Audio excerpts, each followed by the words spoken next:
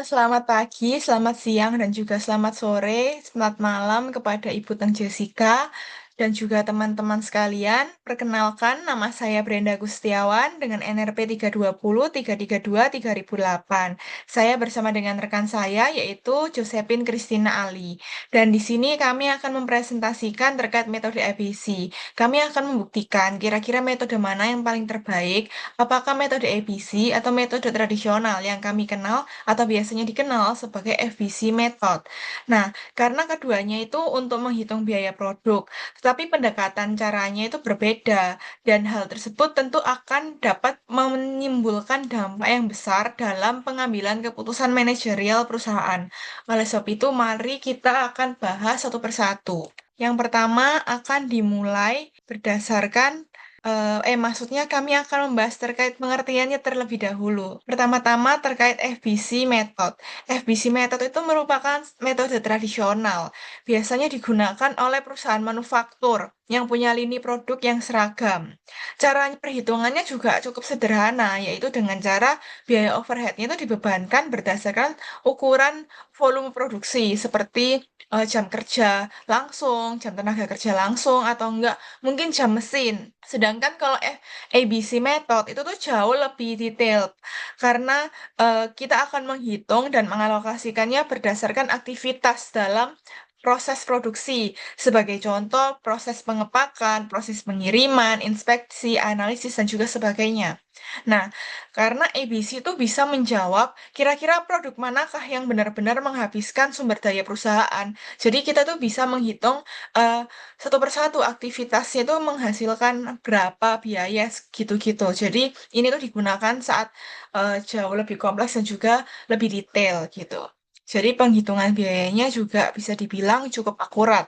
Nah, selanjutnya kami akan membahas terkait keunggulan dari kedua metode tersebut ya. Keunggulan metode tradisional terlebih dahulu, yaitu yang FBC method. Ini tuh sederhana karena sederhana dan juga mudah diterapkan karena ya nggak memerlukan data yang kompleks. Tadi seperti yang sudah saya jelaskan menggunakan dasar jam tenaga kerja langsung atau nggak menggunakan jam mesin. Jadi itu mudah dan juga cocok untuk perusahaan yang mempunyai produk yang seragam atau proses produksinya itu stabil. Itu saja. Terus kalau misalnya FBC method itu tuh cepat dan juga efisien karena ya sebagai contoh tadi yang sudah saya jelaskan, misal perusahaan tersebut hanya memproduksi satu jenis produk. Jadi ya metode ini efektif gitu loh, satu produk, satu merek dan juga satu jenis. Jadi kayak lebih efisien gitu. Sedangkan kalau ABC method itu semakin kompleks, cocok untuk perusahaan yang kompleks dan juga detail yang punya banyak lini produk, aktivitas, dan juga sumber daya yang bervariasi.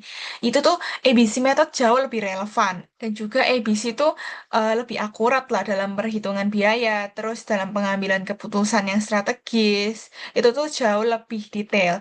Karena ABC itu memberikan gambaran yang lebih akurat mengenai biaya per produk karena dihitung berdasarkan per aktivitasnya sehingga bisa membantu perusahaan untuk mengetahui kira-kira produk mana yang menguntungkan dan mana yang justru merugikan. Sebagai contoh, bahkan banyak perusahaan besar seperti Toyota atau Unilever itu menggunakan pendekatan ABC method untuk menghasilkan probabilitas produk mereka. Selanjutnya terkait kelemahan, tentu saja di balik keuntungan ada kelemahan yang dimiliki oleh kedua metode ini ya. Yang pertama, kami akan bahas terkait FBC method atau full base costing, yaitu yang kita kenal sebagai metode tradisional. Nah, itu metode tradisional tuh sering menghasilkan informasi biaya yang tidak akurat untuk perusahaan yang multi produk atau kompleks. Kenapa? Karena semua produk itu dibebani dengan overhead yang sama, sedangkan aktivitasnya kan berbeda-beda di dalam eh, suatu perusahaan tersebut, sehingga bisa dibilang tidak akurat. Terus juga dapat menyebabkan distorsi biaya karena konsumsi sumber daya yang berbeda-beda tadi dan juga kurang mendukung dalam pengambilan keputusan strategis. Sedangkan kalau ABC itu memang lebih presisi, tetapi juga lebih menantang gitu, karena perlu mengumpulkan data-data aktivitas secara rinci, sehingga membutuhkan banyak data dan juga sistem informasi yang memadai. Terus juga ABC method itu lebih rumit dan juga lebih mahal. Sebelumnya, kami akan membuktikannya dari contoh soal berikut, tetapi perlu diketahui bahwa memilih metode ABC maupun metode FBC sendiri itu bukan terkait mana metode yang lebih bagus, tetapi mana yang lebih sesuai dengan karakter perusahaan. Tetapi perusahaan contoh soal yang kami ambil itu mempunyai dua produk, sehingga kami akan membuktikan kira-kira metode mana yang lebih baik, apakah metode tradisional atau metode ABC. Oke, kita langsung aja membahas contoh soal dari PT Sentosa Jaya Tbk. PT Sentosa Jaya Tbk sendiri mempunyai dua produk, yaitu produk AB dan juga produk BC. Nah, di sini kita diminta untuk menghitung biaya per unit dari produk AB dan juga BC ini dengan sistem konvensional atau tradisional atau FBC method. Terus yang kedua kita juga diminta untuk menghitung dengan sistem ABC. Pertama-tama saya akan menghitung dengan sistem konvensional atau tradisionalnya terlebih dahulu. Saat menghitung dengan FBC costing atau dengan eh, FBC method maksudnya, atau bisa dikenal sebagai metode tradisional, itu kita harus menentukan tarif BOP-nya. Rumus dari tarif BOP sendiri itu adalah biaya budget estimasi ini dibagi dengan jam yang menjadi dasar perhitungannya. Kebetulan pada data ini kita menggunakan jam kerja langsung sebagai dasar tarif BOP-nya. Ya udah tinggal dihitung aja berapakah budget cost-nya ini. Budget cost-nya sendiri diketahui di soal, yaitu anggaran cost pool-nya adalah 150, 500, 1.500, dan juga 100. Ini di total semua ya teman-teman. Sehingga ketemu hasilnya 2.250. Itu adalah budget cost-nya. Nah, selanjutnya activity use-nya jamnya berapa? 7.500 jam. Dari 2.500 ditambah 5.000. Ya sudah, setelah ketemu ini tinggal dibagi saja sehingga hasilnya ketemu yaitu 3.300 per jam mesin. Setelah kita ketahui tarif BOP-nya, langsung aja kita menghitung unit cost-nya. Caranya mudah saja, langsung dikali-kali masuk teman-teman. Jadi pertama-tama kita akan membuat tabel seperti ini, lalu prime cost atau biaya utama ini dari ini biaya utama per unit 3.000. 3.000 dikali jumlah unit produksi yaitu 5.000. Ya sudah, hasilnya adalah 15 juta. Sama dengan produk BC. Produk BC biaya utama per unitnya adalah 1.500 dan menghasilkan unit produksi 20.000. Dikali saja ketemu hasilnya 30 juta. Sebelumnya saya jelaskan bahwa tabel ini saya salin dari tabel dari soal ya teman-teman. Oke, selanjutnya kita membahas terkait overhead cost-nya. Overhead cost-nya itu dari tarif BOP yang sudah kita hitung sebelumnya, yaitu 300 jam mesin ini. Nah, maaf, maksudnya 300 per jam kerja langsung. Kerja langsung. Nah, jadi dari ini kan kita produk AB membutuhkan jam kerja langsung 2.500 jam. Dan tarif BOP per jam kerja langsungnya adalah 300. Jadi langsung dikali aja 2.500 dikali 300, hasilnya adalah 750.000. Lanjut di produk BC, jam kerja langsung yang dibutuhkan adalah 5.000 jam. Sehingga langsung aja dikali 300, yaitu ketemu 1.500.000. Nah, setelah kita ketahui prime dan juga overhead cost-nya, kita tinggal tambah-tambahkan saja, sehingga total produk cost-nya adalah segini. Nah, kita saat ingin mengetahui berapa unit cost-nya, tinggal dibagi dengan jumlah unit produksinya ini. Volume produksi per unitnya. 15.750 dibagi dengan 5.000. Hasilnya adalah 3.150. Sama dengan produk BC, 31.500 dibagi dengan 20.000 unit yang diproduksi pada periode tersebut. Hasilnya diketahui yaitu Rp1.575 unit cost-nya. Sudah diketahui unit cost-nya, kita udah bisa menghitung laba kotornya juga. Sebetulnya ini nggak diminta ya. Tapi kalau mau dihitung, caranya juga cukup mudah. Kan di soal diketahui harga jual per unitnya berapa. Harga harganya itu per unit 6.000 dan juga 3.000. Ya sudah, tinggal dimasukkan ke sini, terus dihitung laba kotor per unitnya. Jadi 6.000 dikurangi 3.000, hasil laba kotornya adalah 2.850. Terus laba kotor bisinya berapa? 3.000 dikurangi 1.575. Hasilnya laba kotornya per unit adalah 1.425. Selanjutnya terkait metode ABC akan dijelaskan oleh rekan saya Josephine Christina Ali. Terima kasih. Nah, oke, karena tadi sudah pakai dengan metode FBC, sekarang kita ngitungnya pakai ABC. Nah, bedanya itu apa sih? Bedanya itu di bagian overheadnya. Jadi kita mulai dengan kita nulis nih yang kita pakai aktivitas yang kita pakai sesungguhnya. Nah, misalnya ini saya kasih contoh ya di AB, rekayasanya itu 6.000, and then di BC-nya 9.000. Jadi itu kita total semua. Lalu totalnya ini akan menjadi activity rate buat biaya overhead. Nanti total biayanya berapa gitu kan.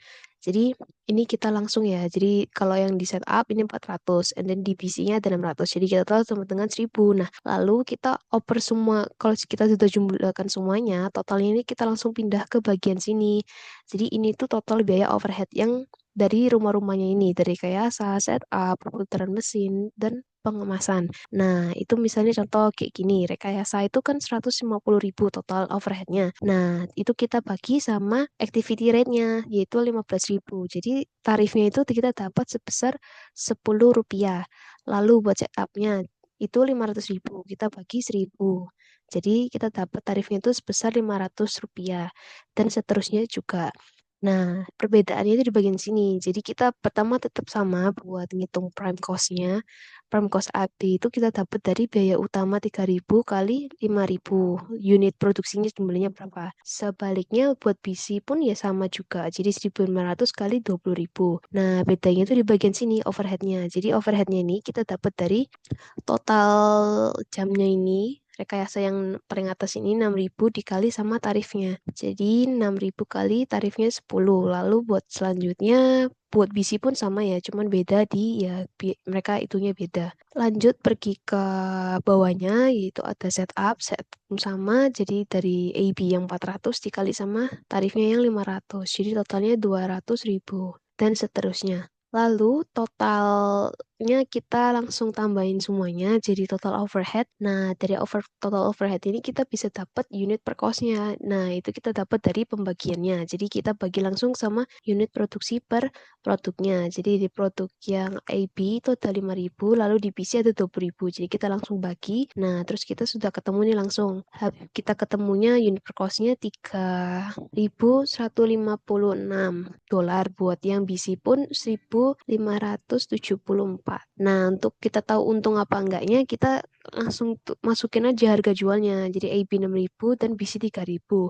Kita kurangin langsung. Nah, jadi kita tahu laba kotornya itu sekian dan sekian. Nah, oke, jadi dari berdasarkan hasil perhitungan tadi, itu kan kita pakai dua metode maksudnya, FVC dan ABC. Nah, untuk produk IP sendiri, untuk hasil perhitungannya, buat dari cara FBC yaitu adalah cost per unitnya sebesar 3.150 dolar. Lalu untuk profitnya itu mendapatkan 2.850 dolar. Untuk produk BC-nya dengan cara FBC dapat cost per unitnya sebesar 1.575 dolar.